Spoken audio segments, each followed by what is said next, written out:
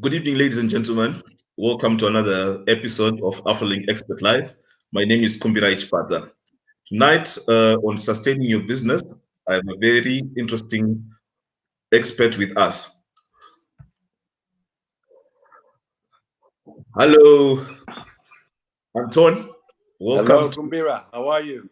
Fine, thank you. Welcome to Afrolynk Expert Live. Thank you very much for having me. You're welcome. Uh, we have quite an interesting topic, capitalizing on the crisis through innovation. Some might say a bit of a controversial topic, especially with the current situation. But anyway, let's go ahead. Maybe just to start in brief, who is Anton? Well, first of all, I think like to take 1 minute just to send out my best wishes to everyone and their families that they're all healthy in these crazy times. I think that's the most important right now. So all the best to all of you and your families. Who is Antoine? Antoine was born in Luxembourg, grew up partially in the U.S., then moved back to Luxembourg to do my high school. Did my bachelor's degree in beautiful Barcelona, and then my master's in finance in Munich and Shanghai. And actually, all along my let's say starting with 14, I was starting to do sales and starting getting involved with business. So that's also a little bit what got me into where I am today, because the passion has been there since very young. Okay, thank you very much, Anton. Maybe also just briefly about your company, Yeah. so that yeah. Yeah, so I founded Matuka back in 2018. Actually, the idea was of all the activities I just described during, so a little bit after my studies, I worked for a consulting company which was active between Europe and Asia. And then I moved to Accenture to kind of see how digital transformation works for big corporates. And then whilst working for Accenture, I slowly built up my own portfolios, doing small, very early stage tickets in the beginning. And then after 3 years, I decided to found or stop Accenture and founded Matuka, where we kind of gather together all kind of, or where I gather together all my participations in different B2B startups. Okay, thank you very much. I think to get straight away to the crux of the matter, we Yeah, have viewers working across the African continent as well as Europe. yeah. Uh, and we have a lot of startups that want to understand with this global crisis that is going on, how can our startups be able to continue being profitable, to be able to face the challenges that are ongoing? Also, in cognizance that at the moment the world has gone digital, so how Mm-hmm. can startups be able to take advantage of this? Mm-hmm. Very good question. I think it's obviously something that a lot of people right now in our ecosystem are thinking about. I think first of all, these companies should be grateful that they're not in very classical industries like manufacturing and sorts, because these industries are of course affected a lot more. You just mentioned a lot of them are active in the digital space. This means you can work from home, what we both of us are actually doing right now as well. I mean, we can still work. I think first of all we should kind of appreciate this, even though the times are not easy. I think we should still be kind of appreciative that we can do this. And I think what I've been trying to do during these times is, on the one hand, kind of supporting the startups. And I mean, every good startup needs to go through rough times, right? And this is kind of, obviously it's a testing for them, but on the same side, I also think that it can be an opportunity for them to kind of be wartime CEOs, as Ben Horowitz put it. I think that's very important, that you don't don't try to neglect what's there now. I mean, really, and this can be partially very hard in terms of cutting your costs, really looking how you can extend your run rate, really taking hard decisions. I think that's the most important. I mean, preferably take the hard decision today than having to take it in 6 weeks when it might be too late. So I think that's one point that's very, very important, that really take the decisions that need to be taken, even though if they're not nice. Kind of when we talked before, I said I always communicate very directly, and I think this is also, people need to look at their business very, very sincerely right now, and really be able to cut out what is not needed to kind of extend their how long they can run, and then obviously also enable them to get traction once the economy comes back to life. Okay, thank you very much. So, I mean, with particular attention to digitalization, what can startups do and leverage on, especially in this space? Considering that people right now are all the social distancing, people have to stay at home. People, a lot of businesses are closed. The people cannot go into supermarkets and the like. So, how Yeah. can businesses be able to leverage on this? Yeah, well, I think we're later on we're going to talk to one or two guys that I've worked with or invested in, and continue to work with them a little bit, how they changed their business model to be a little bit adapted to the current situation. So I'll leave them to give the precise examples. But I think what's most important in general is that people are just, or businesses and the people who run them are very aware that they need to adapt to this situation and not try to go hardcore on what you had planned, but really try to adapt to the current situation. Use that everyone is on their phone. Use that everyone is scrolling all over social media. You can get attention on all of these. I mean, a great example of a bigger company that does that in Europe is HelloFresh. I think if you look at how they are skyrocketing, obviously their business model was kind of profit was it was an advantage for them that this happened. But also on the other hand, I see a lot of businesses who have kind of shifted and they just adapt their business in terms of being more helpful for their clients. Maybe I talked to one of my logistic startups beginning of the week. I said, you don't need to provide something that monetizes for you, but provide the information they have around the logistics center and then provide it to your potential clients in the future, right? So not try to immediately monetize, but help people in crisis, and they won't forget you in the future. And I think this is the easiest way to do this, is when you have a digital tool to do it. Yeah, interesting, and quite relevant. Yes, so you spoke about some of the startups, two of them that we're going to talk to later on. But for now, I would like also to know Yeah. how many startups have you invested in? Mm-hmm. Yeah.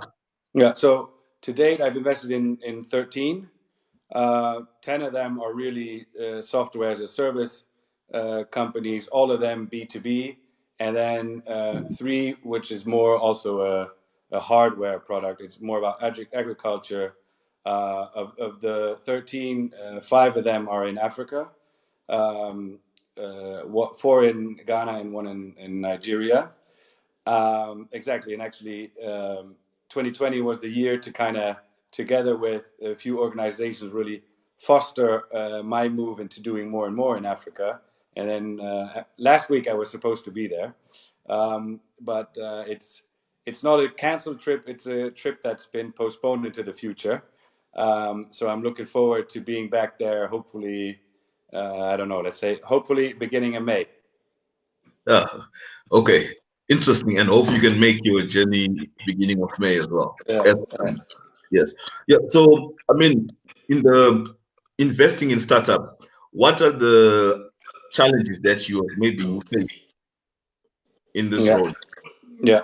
So I think what's important, as I do seed and Series A investments, for me, it's all about people and timing. So those are two components. I think what I mean with people is just that you have to be aware. As I said before, there's going to be a lot of hard times coming when you build up a business, and I try to kind of figure out, can these people handle, like, when tough times come about, when tough negotiations come about, kind of get a feeling for if these people can handle that. That's what it kind of looked like, because I think that's a big part of success.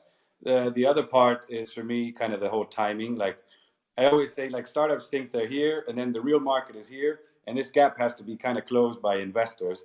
That they elevate the startup until they fit into what the market also so needs. So I think it's a lot about timing. Is your market ready for your product? And I think then that exactly then correlates again with the people, because if they recognize that it doesn't, it takes a certain amount of courage to then also say, okay, I need to tweak my product and make it fit to the market.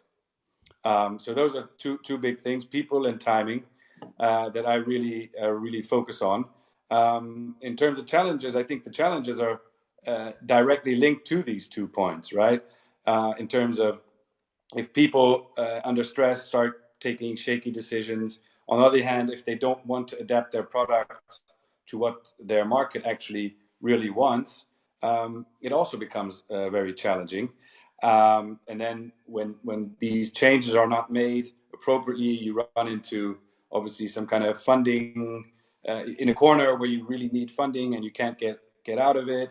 On the other hand, I'm a big fan of these when you people that are very honest about their own business. And I think you can always, it's for me, it's about, if you're already honest in your funding process. I mean, honest doesn't mean that you can't have a high vision of your company, right? But it's just a realistic vision of what you want to do and what you can achieve. These can be sporty goals, but they should be in some way you have a solid idea in mind how you're going to reach them.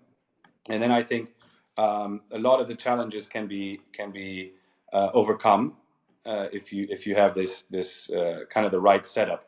I would say, yeah, that's a little bit, and in challenges, and that's also maybe to some of the failures I've done, because I also people, when we talk about startups, we always tend to kind of pretend everything is good and great. I can tell you personally, my first investment I made was the first one that also went bust. So I think, but these are key points that I learned, like this people and timing is at the end all that what it comes to, right? Because if your timing is good, then you can discuss about any kind of valuation because your timing is just right. But if they're off, then it's also always a timing issue, why it didn't make sense back then. Because I think now, for example, you can see a lot of businesses that 3 years ago that are now flourishing, but that would have failed a year and a half ago even. Interesting. I mean, I like the part especially about failure. Most startups, most entrepreneurs, when they fail, they think that they are not going to succeed. But I mean, we might fall down 9 times, but it's the 10th time that counts. Thank you very much. To the next part now, you talked about startups that you've invested in and would like to invite 2 of them. So I would like to start by inviting Lucas Blasberg from Lumiform to join us as well. Okay. Yeah, maybe as we get Let's see Lucas. how the digital tools work. Yes, let's see how the digital tools work. Hello, Lucas. Yeah, so maybe as we try to reach out to Lucas, you might also tell us a bit about Lumiform yourself. Me, yeah. So Yeah. first of all, or I'll let Lucas talk about what they do. I can tell you why I liked what they do, Okay. because it's what I like about their idea was it's not rocket science, and I think that this is kind of what people or what a lot of entrepreneurs get wrong. They always think, okay, we need to kind of invent something extremely crazy to kind of build up a successful business, and by doing that, they set the barrier to entry into the market is super high, right? But if you do, and that's what I liked about Lumiform, is that they digitalize things that are simple or just outdated today, and they digitalize them, and it makes sense. So you have a relatively easy access into the market because you just do incrementally can develop your product, but your way in is quite easy because you do something people were used to doing on paper and you just digitalize it, and then you can build on that. That's a model that I really like, and that's also the reason why I invested into them. Okay, I think while we're waiting for Lucas, we have Paul is now through, has come through. Paul from Inclusive Innovation. Hi, Paul. Hi, Hello, guys. Paul. How are you? Good, thanks. How are you? I'm doing very well. Thanks for having me on this webinar. Thank you very much. Too bad about the video, but I think the audience can hear you loud and clear. Yes. So we wanted just Yes. to ask a bit about inclusive innovation. Very well. Yes. So, Inclusive Innovations is a company we set up a little over 2 years ago.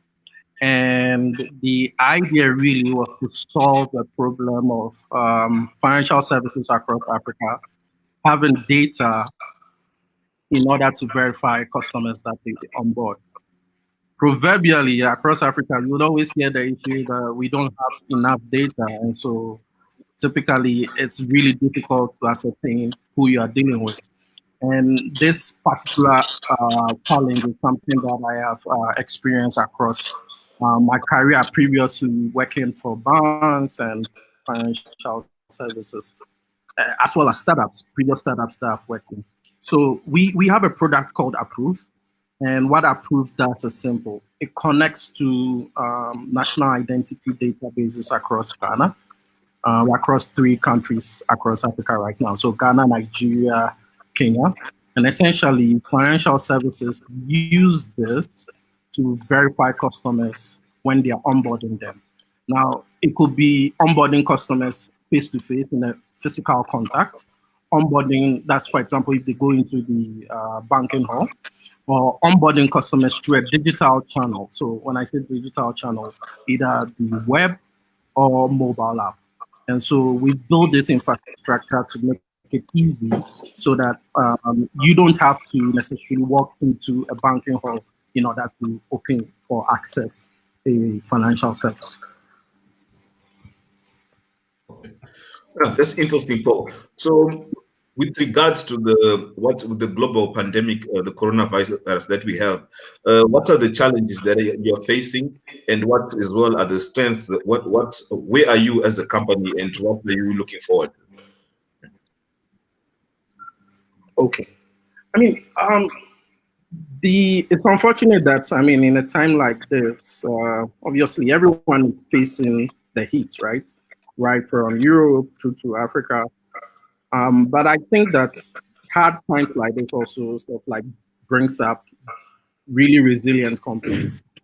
For us as a company, the key challenges that we have faced, I'll divide them into 2 sections, right? The first Yeah. section is we had this fear that currently we've been hearing across Western markets in Silicon Valley, people are pulling off deals. They are pulling out of deals when you're fundraising, right? So that was probably one of the things that we started thinking about. What if investors start to get concerned about that? So that was basically one challenge that we started thinking about. The second thing also was from a perspective of customers that we are trying to reach, particularly financial services, especially putting a hold on spending, being hesitant on running their projects, right? And that for us delays things in terms of sales cycles, etc. We might close a deal, but it might just take longer. Okay. And Okay. so from a challenges perspective, these were like the 2 sources of the challenges that we experiencing. Okay. And the opportunity from a digitalization perspective as well. Yes. So I think one of the first things that we did, and just not long ago, I was just discussing with my team, everyone needs to take a step back. When something happens major, you don't want to take impulse decisions. You want to first understand what the situation is. You have enough data to make an assessment of the situation. And so this for us was our approach. We analyze the services that we are providing, the stakeholders that we are engaging with, and what will be important to them immediately. And it came out for us that I think for us as a business, we are quite lucky, especially as a digital service. We the core of our business is to enable remote use cases. All the financial services are currently trying to enforce some kind of social distancing. And so the best way to do that is through your digital channel. And for every financial service, especially in our case, what they want to be sure is that they are not dealing with fraudulent actors. And so this was so perfect for us actually. And instead of of us thinking of it as a challenge, it actually appeared now as a solution or an opportunity for that matter. And so these are the steps that we took. The first step was to organize content around how we can be of value to our customers. So we wrote a series of content on how exactly the products can help you achieve, your social distancing objectives, ensuring that business is still a going concern for you, even though customers are not walking into, your premises. And over the last 2 to 3 weeks, this is actively what we've been doing. And surprisingly, I mean, especially dealing with financial services in Africa, you would think of them as very traditional entities. Surprisingly, the response has been very encouraging. We've had a lot of financial services reaching out to us, actually, moving faster than they would usually go to implement our infrastructure. And so, educating people and telling and communicating about the value you can offer now is so critical. I think you want to be able to do now. So if you have stakeholders, I think one of the first things you want to do is that immediately after assessing where you stand currently and what you can offer within this period, then you communicate clearly that this is what uh, is available, and I'm sure you would get the feedback that you want. The other thing that we then continue to do is like you are doing now, right? Because we are all, social distancing, we're organizing a lot of content programs, so webinars, basically that demonstrates how our solution works, how you can contextualize it to the use cases that you are facing now, and how to deploy. And for us, so far, this has been proven very effective. We've literally been on back-to-back calls for the last few weeks, engaging with different services, trying to understand their needs and meet these needs. Okay, Paul, thank you very much. We'll also get your contact details and also be able to give out to some of the startups that are watching from Africa as well as from Europe as well. We are also part of what Afrolynk does is to connect and be the bridge between Africa and Europe. Thank you very much, my brother, and wish you all the best in this time. It's a Thank you. pleasure. Thank you for Cheers, inviting me, Paul. Antoine, Thank you, everybody. Paul. Yeah, I'm still here. Okay. Yeah, that was interesting from Paul to hear how they're doing, especially working with digitalization. I mean, it's come to a time where digitalization has become very important, especially with the social distancing aspect. Let me try and reach out once again to Lucas. Yeah. Yep. Mm-hmm. One point that I just mentioned that I liked really Yeah. well about what Paul is doing is that in the beginning, and that's a little bit what I meant before, is also that not immediately trying to monetize, but saying, okay, let's see how we can help you. And then Yeah. really also be willing to take like maybe 1 or 2 months where you just kind of get your clients going in the terms now. Don't put budget a burden to acquiring new clients, because every company now is going to cut down on their budget. So maybe say like, okay, listen, try it out. We're so sure that we're going to solve a real problem that you have that we'll give it to you for free for 1 or 2 months, and then only later on get carried by really paying customers. Okay. Yeah. While we're waiting for Lucas to come through, I will then also go ahead and say looking forward now, we have many startups and many entrepreneurs that are watching through. Uh, which type of companies, startups are you looking to invest in? And in Mhm. which areas are you looking to invest in? Mhm. Just before you answer that, I can see we have a lot of viewers today from South Africa. Thank you, Chalalane Shabalala. Thank you to Sam Sima, our partner from Cometa. And I can also see Lonia Matinya from Kenya. Yeah, so we are quite diverse people that watch. Very nice. Thank you. Please go ahead. No, so I think in the future, I think even more now through the crisis, and I mean, if you see around the world how environment is taking kind of a breathe through, and this was actually I've been focusing more and more on real like businesses with a real purpose. I think I'd call them, and this can be I'd put it maybe in two categories. Businesses with a purpose can be everything related to environment or everything related to people.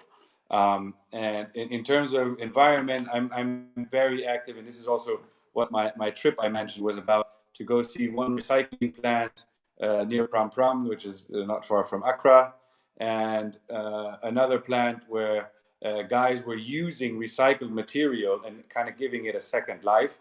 So this is everything in the greater scheme of, let's call it, circular economy. Is a little bit what I'm looking for.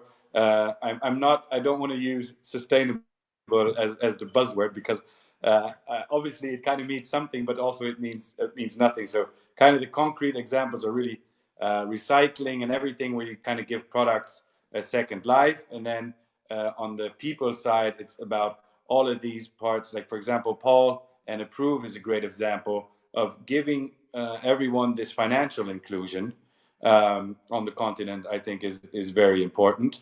And then next to these 2 points, and in building a business with a purpose, because I also think it's very important to retain talent. I think that's also something that people should be aware of. That if you want to be able to retain really good talent, you need to have a business which actually really has a purpose in the long run, because then you can keep the best people. And then just across the board, I really like everything that's process efficiency. I think that also is something, and that's why out of crisis comes innovation. I strongly believe in this, because now every company will start looking at their process, will say, okay, we have a rather manual process here. How can we kind of cut it and make it more efficient, so that for the next crisis or for the next 10 years, we have a better setup. So that are things that I'm looking a lot about. And when I mean process efficiency, it's about saving time, saving energy, saving raw materials. And then when you talk about raw materials, you directly come up to products which are circular economy again. So I think in general, it's everything that generates value immediately is what I prefer. Like I told the example of Lumiform, that don't try to do too much rocket science here, and the market is here. So those are really the things that I'm looking at, and I'm also very happy to start. So as I said, pre-seed is I used to do when I was 4 or 5 years back. Now it's more about seed and Series A are the things that are really of interest in these areas. Yeah.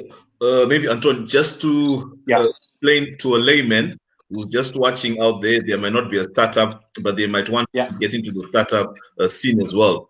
When you talk about Series A, investing in yeah. Series A, what exactly do you mean? Sorry, what is? When you talk about investing in a Series A company, or Yeah. yeah, what exactly do you mean? Just to a layman who does not understand the. Yeah, yeah. So I think, yeah, happy to. So I think you start off when someone has an idea, you'll call it like kind of pre-seed. That's the pre-seed stage. Someone has an idea, and I don't know, some families and friends might give you a little bit of money. That's the pre-seed. Then you come to the seed phase, when you start having your first clients, and maybe also you get one of your clients to kind of invest in your company. And let's say you're in the first stage, you talk about 10 to 25,000. In the second stage, you talk about between 25 and 200,000, or and then that's the seed stage. And when you come to Series A, I would say, depending on which sector you're in, it would range from anywhere between 750, and it can go as far as 5 million, 10 million up. But that's obviously it is kind of a wide range. Okay. Thank you very much. I think as we also come to a close, I'll give you. I would like going back. Lucas just wrote me that he's waiting in the guest room. Okay. Okay. Please, Lucas, please come through. Yeah. So as well, yeah, we wait for him to come through. But I don't know. Can you invite, or because he just wrote me that he's in the guest room. I don't know what that means. Yes. So he can hear me. Then he's supposed to just to come in. Yes, to enter from from the link that I gave him. Yes. All right. Let's see. Okay. Yeah, I know you come in to see him just in a bit. Yeah. So going back to capitalizing on the crisis through innovation. From your take, what should startups do at the moment in order to capitalize using innovation at this? Yes. So I think it comes back to what I said before. Really kind of see how you can use the tools that you have. In the most cases, it's some kind of digital tool, and kind of see, first of all, what kind of information can you provide with the software you have, or the software or hardware you have for your client, and then kind of use new ways of thinking about, like, for example, Paul is, I think, a great example. Like, you don't need to be at home to be able to open a bank account. You don't need to be in a bank teller to open a bank account. You can do it kind of from home and kind of use this. And I've followed Paul for over a year now, and it's a lot of work that went into collecting all these different data points. So it's really about looking at a problem and kind of figuring out, how can I solve this with technology? And this is what Paul and his team have done with a lot of work, seeing, okay, how can we combine certain data banks and then make the link between all of them and really provide, it's just a big bank, a lot of added value in terms of acquiring new customers. So I think it's mainly about looking at what there is now and seeing how you can kind of improve it with a technological edge, because from experience, a lot of these big corporates, in terms of digitalization, they need a lot of help from young, motivated entrepreneurs.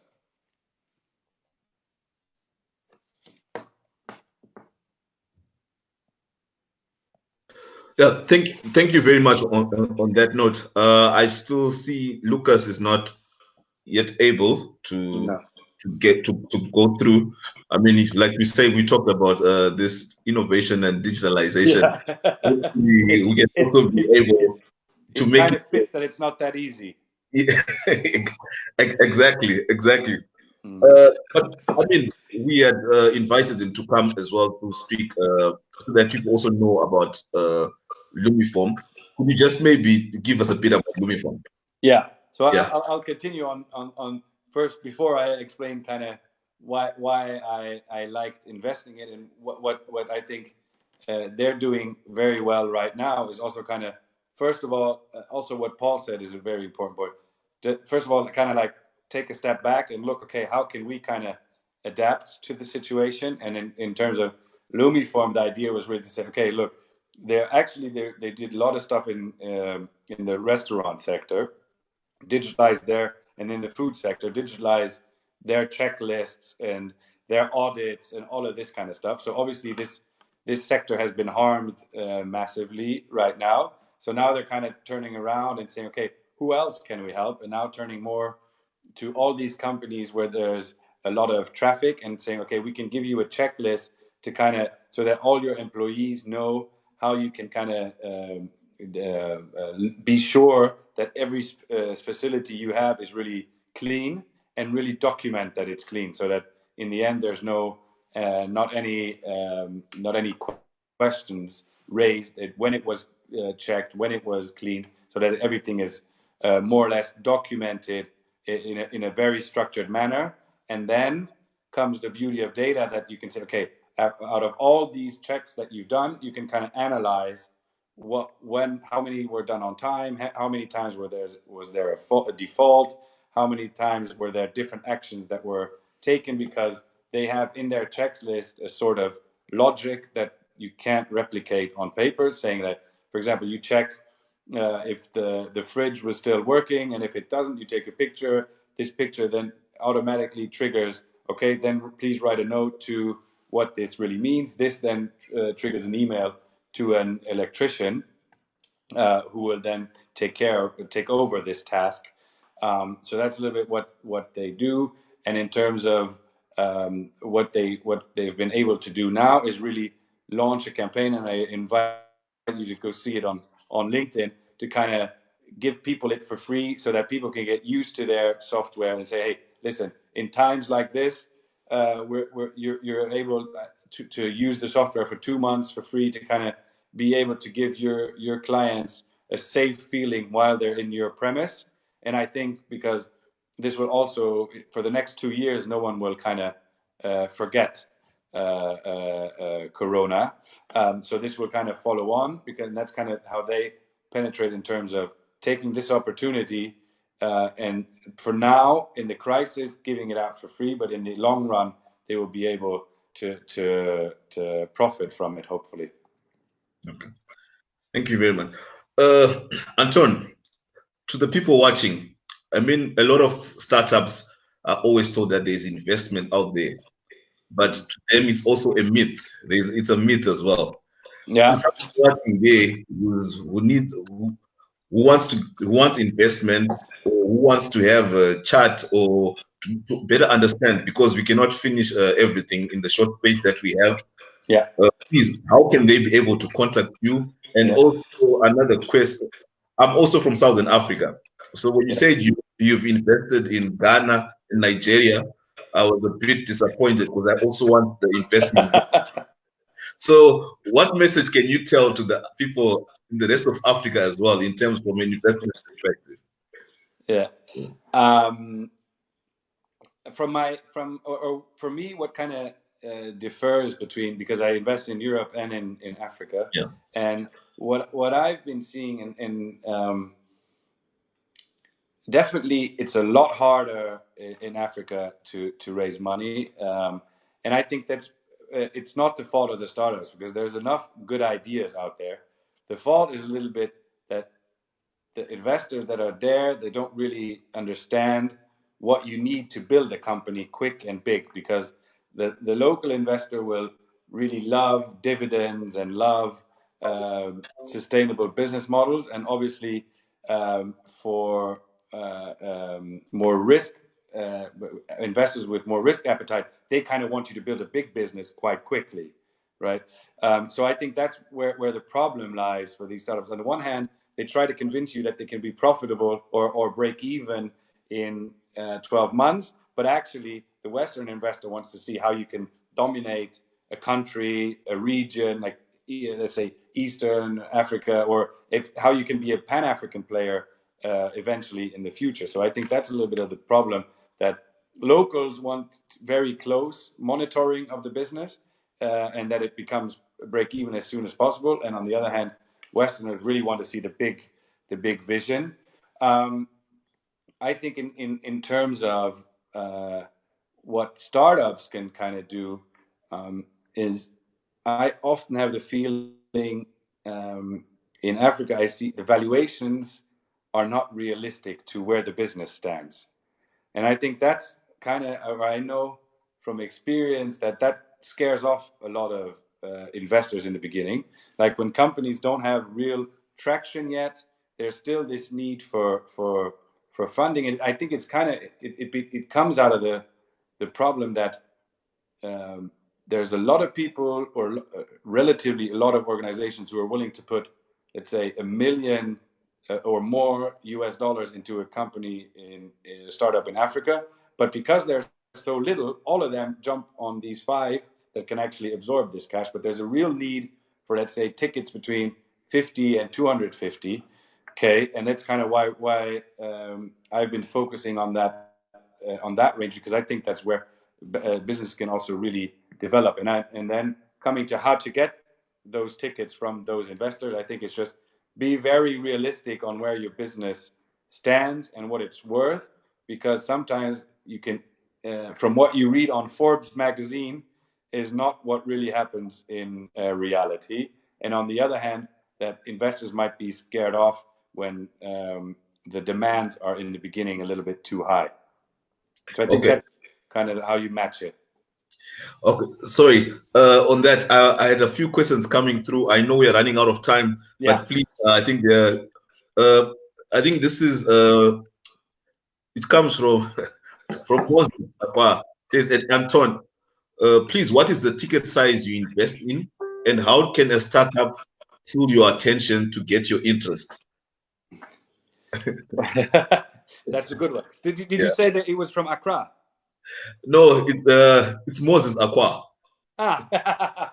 So I think the ticket size I just said, so it's between 50 and 250. But with that, I also love to partner up, because I'm also a strong believer in, when you ask the question of success. Actually, one point that I forgot was, I think it's very important the investor base you start with, that they can really help you, that they understand where your business is going, that you're aligned on where you're going. And for that, what I typically do is kind of get a few different good people together. For example, with Paul, I collaborated with a few people in the fintech area in Nigeria and in Ghana, so we all together invested in Paul's company. So I think that definitely helps. And how they can get my attention, just reach out to me on LinkedIn, and I'm happy to get back to you. Or I'm building my team, and you can also reach out to Katrin Heuser, who is also helping me with a lot of projects, and we're developing them together. Yeah, we'll also give them out the LinkedIn page as well as the. Another question from Sam Tima. He's in South Africa. He says, please speak of the importance of business to adopt digitalization of financial transacting through third financial intermediary, i.e. payment gateway. It is impossible to digitalize transactions without that. I don't know if you got that. I got part of it. It's sad that we don't have Paul, because that's a perfect question for Paul, or my friend Sakib from Accra, who knows all about that. I have to say that I'm on a for example, in Europe, I don't invest in fintechs, because I'm very big fan of investing in what you know. And in that case, I wouldn't want to answer the question, because it would not be a qualified answer. Yeah. Okay. And I don't want to guess. I think we can also then be able to ask Paul offline and be able to give the back to Sam. So Sam will give you an answer on that. I think the last question, because we're also running out of time as well. This comes from Tofara Chokera. He says, can you also invest in non-profit making organizations which are making impact in communities through edutech platforms? Through educational platforms? Through edutech platforms. I think these are digital education platforms. I've seen a few of them, but it's also, because it's B2C, it's something I just have very little knowledge of how to help entrepreneurs. So that's also one of the points I'd have to pass, because I think it's very important that people stick to investing in what they really know. And what my field is everything that's business to business. When it comes to the end consumer, it's a lot about marketing. It's a lot about targeting them online, and these are stuff where my knowledge is very limited. Okay, thank you very much. One final question. This is from Sven Mangels. He's in Hamburg. Says, how can we motivate European businesses to invest more in Africa? That's a very good question. I think there's maybe three main parts. One is guys like you in Afrolynk, and there's another organization called Empower Africa, where they really bring those people together who are already intrinsically kind of motivated on doing this, right? I think that's the first part, that guys like you, like Moses, like building the network you guys are doing, fantastic job. Just keep doing that. And you can see how it becomes bigger and bigger. So big up to that. I think that's very important. On the other hand, I think one important arm is that the corporates kind of are taking by an organization like the GIZ. The GIZ needs to kind of pull the corporates with them. And this is something last year I was part of a deep dive Africa tour, where we kind of visited a lot of startups that were interested in investment. This was organized by the GIZ and an organization called Make IT in Africa. So they're already doing a fantastic job of bringing more and more corporates there. And then finally, I think it's just what I kind of feel is you need to get the people to go there. As soon as people are there, and they see the passion, they see this. I always call it this street smartness that I see on the continent is like it's incredible. Like here in Northern Europe, everyone sits there and is a little bit afraid of selling, and that comes a lot more natural when you're down on the continent, because people are just street smart. They know how to get their way around. So I think it's a lot about just seeing it. And now, actually, beginning of March, 3 weeks ago, there was an event in Luxembourg where it was about financial inclusion, where we brought the startups 10 startups to Luxembourg, and they were actually they were very successful in closing funding and getting attention, being able to talk to these companies. But I think it's very important to just continuously use organizations like yourselves and just foster this exchange, because the more people get infected by this positive virus, the more will kind of carry on the message like we are doing. Okay, thank you very much, Anton. And as we close, I would also just like to take this opportunity to say that as part of our digitalization efforts as Afrolynk, we'll be launching our online mentorship program, which is both north to south as well as south to south mentorship. And I'm happy that one of the things that we're going to do is to take people like you to be able to mentor people on the continent so that they can also be investor ready. So Antoine, on behalf of the Afrolynk team behind me, on behalf of all our viewers as well, thank you very much. And please keep on doing the great job that you're doing, investing in companies both in Europe and in Africa. Thank you very much, Kurai, for the opportunity. And most of all, you guys continue, because you're doing a lot more of the good work than I am. Congrats. Okay. Thank you very much. Thank you. Thank you, viewers. Bye-bye. Bye.